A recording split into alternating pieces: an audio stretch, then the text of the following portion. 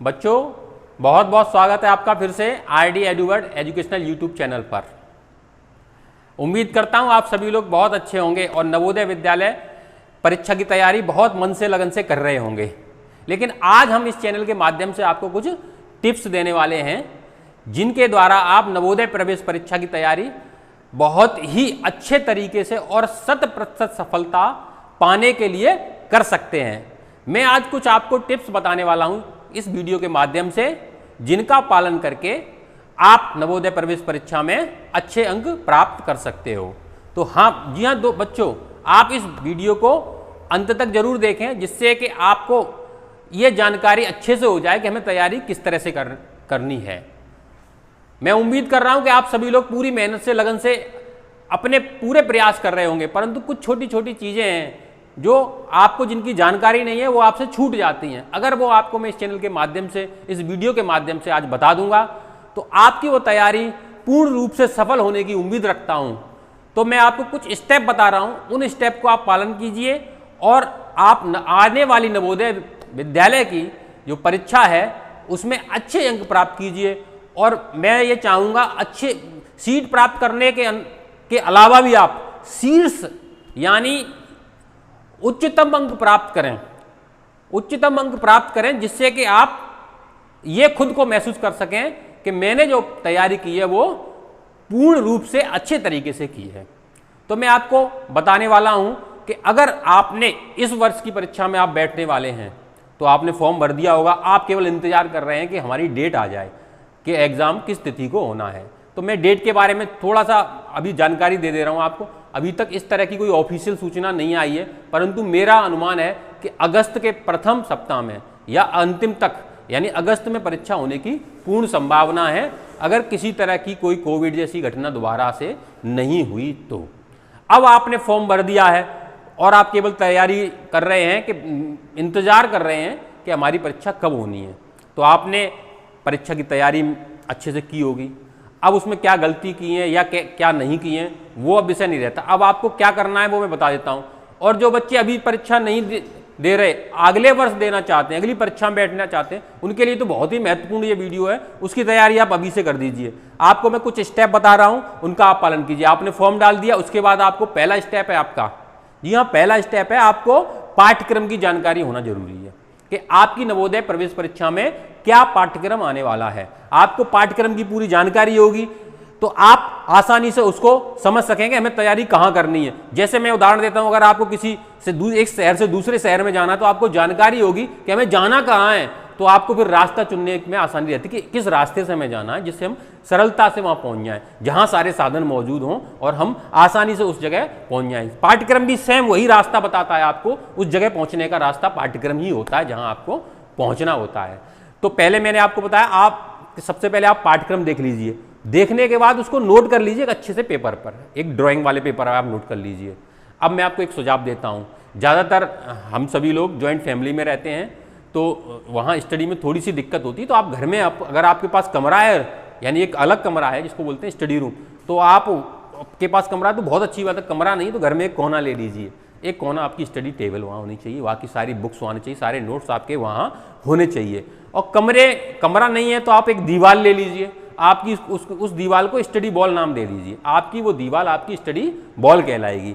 उस दीवार पर ही आपका सब कुछ रहने वाला है। दीवार पर सब कुछ रहने वाले का मतलब है कि आपके आंखों के सामने रहे जो भी मैं आपको बताने वाला हूं। तो आप अपना सिलेबस आपने जब नोट किया नवोदय विद्यालय प्रवेश परीक्षा का, तो उसको आपने अच्छे से चार्ट पे या ड्राइंग पेपर पर बनाया और टॉपिक अलग अलग खंडों के अलग अलग सिलेबस बनाइए। मानसिक योग्यता का एक सिलेबस और अंकगणित का एक और भाषा का एक। इसमें पाठ्यक्रम में तो आप सभी को पता होगा, नहीं पता हो तो फिर बता देता हूँ। इसमें 3 खंड होते हैं, एक मानसिक योग्यता होता है, दूसरा गणित होता है और तीसरा आपका भाषा का होता है। अगर हिंदी भाषा आपने चयन किया तो हिंदी, अन्यथा अंग्रेजी। ठीक, तो आपने तीनों का आपने चयन कर लिया, तीनों के पाठ्यक्रम आपने अपनी दीवार पर नोट कर लीजिए। नोट कर लिया, नोट करने के बाद जैसे जैसे आप उसकी तैयारी करते जाएं उस पर आप टिक लगाते जाएंगे। मैंने मानसिक योग्यता का पहला टॉपिक कंप्लीट कर लिया, दूसरा कर लिया, तीसरा कर लिया, चौथा कर लिया, अंकगणित का पहला कर लिया, दूसरा, तीसरा, चौथा। इससे क्या होगा कि आपकी आंखों के ये सामने रहेगा हमने इतनी तैयारी कंप्लीट कर ली और इतनी हमारी अभी शेष बची हुई है। तो आपकी स्पीड कम नहीं होगी तैयारी के लिए और आप गुमराह नहीं होगे हमें कितना आता है कितना नहीं आता, वो सब आपकी आंखों के सामने होगा। तो आपने, मैंने बताया कि आपकी स्टडी बॉल होगी, उस पर आपका सारा सिलेबस नोट किया होगा। उसके बाद अगला जो स्टेप है, अगला पॉइंट है, वो है आपका टाइम टेबल। जी हाँ दोस्तों, टाइम टेबल एक किसी भी परीक्षा के लिए बहुत ही महत्वपूर्ण स्टेप रहता है। चाहे कोई भी परीक्षा हो, चाहे नवोदय हो या किसी अन्य आपने परीक्षा की तैयारी करनी हो, टाइम टेबल बहुत ही महत्वपूर्ण रहता है। उसमें टाइम मैनेजमेंट उसी के टाइम टेबल के अंदर ही आता है। आपने अपने टाइम को किस तरह मैनेज किया है, अपने खाने के टाइम को, अपने पढ़ने के टाइम को, अपने खेलने के टाइम को कैसे मैनेज किया है, ये बहुत ही महत्वपूर्ण होता है। परीक्षा का भी एक टाइम, परीक्षा जब हम देते हैं ना, जब हम परीक्षा हॉल में पहुंच जाएंगे, वो टाइम टेबल, वहाँ का टाइम टेबल आपका 2 घंटे को टाइम मिलता है, उसको कैसे मैनेज करना, उसका वीडियो मैं आगे बनाऊंगा, तो वो आप ध्यान से देखिएगा। इस वाले टाइम टेबल को, जो परीक्षा की तैयारी वाले को, मैं अभी आपको बताता हूँ। आप अपने सुबह उठने का टाइम निश्चित कीजिए। सुबह उठने के टाइम मैं आपको राय दूंगा, सुबह जल्दी उठिए, शाम को भी अपने समय से सो जाइए, 10 या 11 के तक आप सो जाइए, क्योंकि जब भी आप पढ़ाई की तैयारी, किसी परीक्षा की तैयारी करते हैं, तो अच्छी नींद बहुत ही महत्वपूर्ण होती है। वो अगला पॉइंट है इसी का, मैं आपको बताऊं। तो आप सुबह 5 बजे उठ जाइए। 5 बजे उठने के बाद आप अपना पाठ्यक्रम का एक खंड ले लीजिए कोई सा। ये आप पे डिपेंड करता है कि आप किससे शुरुआत करेंगे। मैं आपको राय दूंगा सरल से शुरुआत कीजिए। मैं आपको राय दूंगा आप सरल वाले खंड को पहले से निपटा दीजिए। तो मैं आपको राय दूंगा आप एक काम कीजिए, अगर आपने अभी तक शुरुआत नहीं की है, कर दिए तो अच्छी बात है, नहीं की है तो मानसिक योग्यता का 50% आता है इसमें। मानसिक योग्यता को आप पहले शुरू कीजिए। अच्छा, इसमें 2 तरह से आपको टाइम टेबल बनाना है, मैं आपको बताऊं। एक तो आपने क्या किया, सुबह टाइम टेबल में सुबह आपने एक सब्जेक्ट पढ़ा, एक खंड पढ़ा, दोपहर को, शाम को अलग पढ़ा। ये इसमें क्या है, इस तरह से ही बच्चे बनाते, इसमें इसकी राय मैं नहीं दूंगा आपको। अगर मेरी आप बात मानना चाहते हैं तो आप कीजिए एक काम, आप पहले पाठ्यक्रम का एक खंड ले लीजिए कोई सा। आपको अंगणित अच्छा लगता है तो अंगणित ले लीजिए, आपको भाषा का अच्छा लगता है तो भाषा ले लीजिए, आपको मानसिक योग्यता अच्छा लगता है तो मानसिक योग्यता। उस पूरे खंड को 4 दिन में, 6 दिन में, 5 दिन में, जैसे भी आप समाप्त करना चाहते हो, उसको पहले आप समाप्त कीजिए। समझ रहे मेरी बात? सुबह उठिए, मानसिक योग्यता आपने सोच लिया कि 4 दिन में मानसिक योग्यता का पूरा सिलेबस, मुझे 10 पॉइंट है, 10 मुझे खत्म करने हैं। तो आप मानसिक योग्यता सुबह 5 बजे उठ के पहला, उसका जो भी पाठ्यक्रम का पहला पॉइंट है वो आप देखिए, उसके क्वेश्चन सॉल्व कीजिए, उसके जितने भी क्वेश्चन उससे बनने वाले होते हैं वो सारे आप सॉल्व कर दें। जब आपको यकीन हो जाए हमारा पहला पॉइंट पूरा हो गया, फिर दूसरा लीजिए, फिर तीसरा लीजिए। इसमें एक गलती आप करेंगे, वो ध्यान रखना, टाइम टेबल में पूरे दिन पढ़ना टाइम टेबल के अंदर नहीं आता कि पूरा दिन पढ़ेंगे, पूरी रात पढ़ेंगे तो आप सफल हो जाएंगे, ऐसा कभी नहीं होता। आपका मस्तिष्क और शरीर ये भी आराम चाहता है। तो एक टाइम होता है आपका, 1 या 2 घंटे आप पढ़ेंगे, उसके बाद अपना जो भी अगला कार्य, नहाना, खाना पीना या खेलना, इंडोर और आउटडोर के गेम्स। लेकिन क्योंकि कोविड का समय चल रहा है तो मैं आपको आउटडोर यानी बाहर खेलने के लिए मना करूँगा। इंडोर में जो शरीर को जो स्वस्थ बनाते हैं ऐसे गेम खेलिए। इंडोर में जो शरीर को स्वस्थ बनाते हैं ऐसे, मोबाइल पे कोई गेम ना खेलिए। मोबाइल पे गेम खेलने से क्या है, आपका कंसंट्रेशन जो होता है, आपकी एकाग्रता भंग होती है। मैं आपको बताता हूँ, ये आप नोट कर लीजिए। मोबाइल पे गेम खेलने से आपकी एकाग्रता में कमी आती है। आप जब पढ़ते समय आपका एकाग्रता भंग हो जाती है, आपका ध्यान मोबाइल के गेम में चला जाएगा। क्योंकि आपको पता है, एक कहावत है, स्वस्थ शरीर में ही स्वस्थ मस्तिष्क निवास करता है। तो स्वस्थ शरीर, ऐसे खेलों से स्वस्थ शरीर होता है जिसमें हमारा शरीर का योगदान होता है। दौड़ना, भागना, खेलना, कूदना, कबड्डी, इस तरह के गेम्स होते हैं, उनमें हमारे शरीर का विकास होता है, और शरीर का विकास होता है तो मस्तिष्क का भी विकास होता है। परंतु मोबाइल्स पे जितने भी गेम खेले जाते हैं वो हमारे शरीर और मस्तिष्क के लिए लाभदायक नहीं होते हैं बिल्कुल भी। तो मैंने आपको बताया था, आपको पढ़ने का टाइम टेबल आपको बनाना है और उसमें खेलने का भी उसमें जोड़ना है, जिससे हमारा शरीर स्वस्थ रहे। शरीर स्वस्थ रहेगा तो हमारा मस्तिष्क भी स्वस्थ रहेगा। आपको पढ़ने के बीच बीच में ब्रेक भी लेना है। पूरे दिन आप पढ़ते रहोगे तो आप ऊब जाओगे, हमारा शरीर भी हमारा साथ नहीं देगा। एक जगह आप पूरे दिन 2 घंटे बैठाल दिया जाएगा तो आपका फिर दिमाग इधर उधर चलने लगेगा। तो आप जब आप पढ़ें तो पहले पढ़ने के लिए मैं आपको बताऊं, एक तो आप स्टडी जो टेबल और आपकी चेयर यानी कुर्सी और मेज का प्रयोग करें। लेटकर या किसी अन्य मुद्रा में आप पढ़ेंगे तो आपका थोड़ा सा डिस्टर्बेंस होगा। तो इसलिए मैं जहाँ तक आपको मैं बताना चाहूँगा कि आप उसको बैठ कर ही अपनी पढ़ाई पूरी करें। उसके बाद आपने टाइम टेबल में सुबह के बाद दोपहर में आपको कितने बजे से कितने बजे तक पढ़ना है, शाम को कितने बजे तक पढ़ना है, ये सारी टाइम टेबल बना लेंगे। वो 2 या 3 दिन में अगर आप पूरी टाइम टेबल से पढ़ेंगे, 2 या 3 दिन में एक खंड का आपका सिलेबस पूरा हो जाएगा। ये मैंने आपको बता दिया टाइम टेबल। उसके बाद आता है स्टडी प्लान।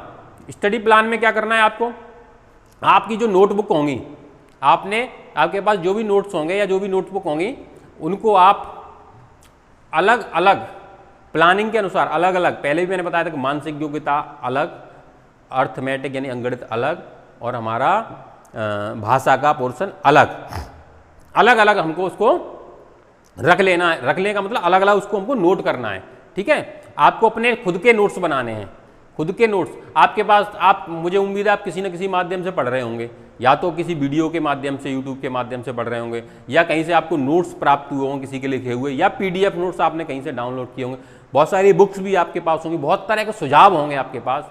ये सब चीज़ें जब इकट्ठी हो जाती हैं तो आपके का जब बहुत सारा मटेरियल इकट्ठा होता है तो उसमें से हमको अपना काम का मटेरियल चूज करके उसको अपनी भाषा में लिखना होता है, क्योंकि दूसरे की लिखी हुई चीज़ हमारी स्मृति पर चिन्ह नहीं छोड़ती। हमारे द्वारा कोई बनाई हुई या अपने द्वारा लिखे हुए नोट्स हमारी स्मृति पर, हमारे मस्तिष्क पर हमेशा के लिए चित्रित हो जाते हैं, बन जाते हैं कि हमने खुद लिखा था, तुरंत आपको ध्यान आ जाता है। तो आपको मैं बता दूं, ये बहुत ही महत्वपूर्ण पॉइंट है मेरे इस वीडियो का, कि आपको स्टडी के लिए खुद के नोट्स बनाने हैं। आपको स्टडी के लिए खुद को, आपके पास जो भी मटेरियल उनको देखिए, समझिए, उसके बाद अपनी भाषा में अपने नोट्स बना लीजिए। अपने नोट्स बनाने के दो तरह से आपको नोट्स बनाने हैं, वो ध्यान रखिए। पहला, आपको केवल महत्वपूर्ण टॉपिक, जैसे मैं आपको लेता हूं अंकगणित। अंकगणित के अंदर पाठ्यक्रम में पहला टॉपिक है नंबर सिस्टम। नंबर सिस्टम में क्या क्या टॉपिक होते हैं, क्या क्या फॉर्मूले यूज करते हैं, उनका क्या क्या एग्जाम्पल होते हैं, वो आपने एक नोट्स पे बना लिए। यानी जब कभी आप भूल जाओ और कभी आपका देखने का मन करे नोट्स को, तो आपको केवल तुरंत ही वो दिख जाए और समझ में आ जाए। दूसरा होगा आपका प्रैक्टिस का नोटबुक। प्रैक्टिस की नोटबुक में क्या है, जितनी प्रैक्टिस कर सकते हो करिए, क्योंकि रिवीजन के समय आप प्रैक्टिस नोटबुक्स को उठानी नहीं पड़ेगी, आपको केवल जो आपने नोट्स बनाए ना वो नोटबुक आपको उठानी पड़ेगी। तो नोट्स वाली नोटबुक अलग बनाइए और प्रैक्टिस वाली नोटबुक आप अलग बनाइए, जिससे कि जब आप रिवीजन करेंगे ना तो आपको ज़्यादा समय नहीं लगेगा और कम समय में आप पूरा रिवीजन कर सकते हैं। ध्यान रखिएगा, दो तरह के नोट्स बनाने हैं आपको, एक तो प्रैक्टिस का बनाना और एक रिवीजन का बनाना है। और मैंने आपको बता दिया अभी कि पढ़ते समय जब बीच बीच में आपको ब्रेक लेना है। अच्छा, इसमें एक महत्वपूर्ण बात और है, हम जब पढ़ते हैं तो हमारे शरीर का भी और हमारे मस्तिष्क का सबसे ज़्यादा योगदान होता है, तो इसके लिए भी हमको इनका भी ध्यान रखना है। बुक्स के अलावा हमें अपने शरीर का और हमें अपने मस्तिष्क का भी ध्यान रखना है। शरीर का, आप हेल्दी फूड खाइए, आप हेल्दी का फूड खाइए, सलाद खाइए, दाल खाइए, हरी सब्जी खाइए। आप अगर बाजार की चीज़ें खाओगे तो आपके अंदर पढ़ते समय सुस्ती पैदा होगी, आपका मन पढ़ने से दूर भागेगा। इसलिए मैं आपको बता रहा हूँ, हेल्दी फूड की बात कर रहा हूँ मैं आपसे। समझ गए मेरी बात आप? उम्मीद कर रहा हूँ मेरी सारी बात आप ध्यान से सुन रहे होंगे और समझ रहे होंगे। और सबसे महत्वपूर्ण रोल इसमें पानी का है। आपके मस्तिष्क के लिए सबसे महत्वपूर्ण रोल पानी का होता है। आप जितना हो सके उतना सादा पानी, और गर्म और गुनगुना पानी है, गुनगुना पानी है तो बहुत ही है। पानी मस्तिष्क के विकास के लिए बहुत ही आवश्यक मिनरल है, ये आप नोट कर लीजिए इस बात को। जितना आप पानी पिएंगे आपका शरीर उतना, आपका मस्तिष्क उतना एक्टिव रहता है। तो आप ठंडा पानी नहीं पीना ज़्यादा, सादा पानी, आप नल का ताज़ी पानी पी लीजिए, और गुनगुना पीना चाहते हो गुनगुना पी लीजिए।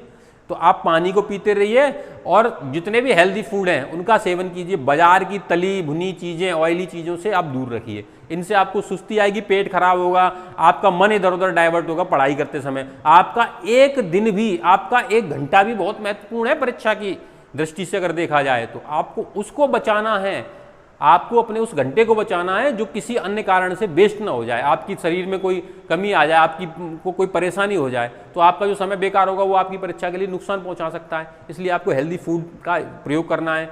अब आपने इतना सब कर लिया, और जब आपने पूरा सिलेबस आपने तैयार कर लिया, आपने तीनों टॉपिक तैयार कर लिए, उसके बाद आपका काम रह जाता है आप अपनी खुद की टेस्ट लें। खुद की टेस्ट लें, वो कैसे लेंगे? आपके पास खुद की टेस्ट लेने के लिए एक सबसे सरल उपाय, सबसे सरल माध्यम होता है पुराने वर्ष के पेपर। पिछले वर्ष का पेपर उठा लीजिए और आपकी तैयारी अच्छे से, तो एक एक क्वेश्चन फटाफट करते जाइए और कोशिश कीजिए उसी 2 घंटे में उसे भी सॉल्व किया है, जिससे आपकी ये प्रैक्टिस हो जाए कि परीक्षा में 2 घंटे में पेपर कैसे सॉल्व करना है।